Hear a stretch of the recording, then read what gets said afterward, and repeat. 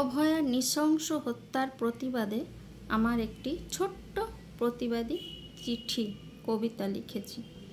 অভয়ার চিঠি, যেখানে অভয়া বাবাকে লিখছে তার চিঠি। অভয়ার চিঠি, ভুল হলে মার্জনা করবেন।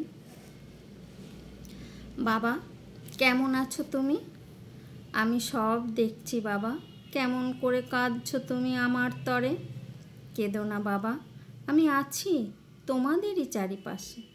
কে বলল আমি নেই? আমি তো সারা বিশ্বে মানুষের মনে আছি।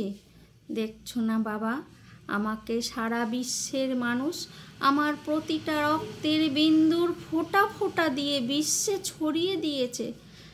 জন্ম নিয়েছি আমি কোটি কোটি মানুষের মনের ভিতর।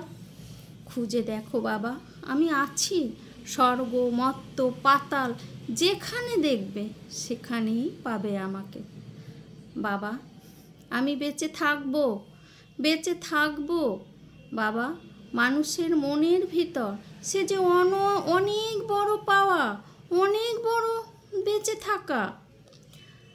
রক্ত মাংস মানুষের থেকেও ভালোভাবে বেঁচে থাকা, যেখানে রক্ত পিপাসু এসে আর আমার দেহটাকে ছিঁড়ে ছিঁড়ে খেতে পাবে না বাবা।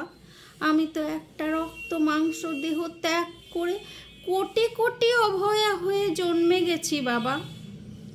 দেখো বাবা, দেখো, কেঁদো না বাবা, তাকাও, যেদিকে তাকাবে পাবে অভয়াকে।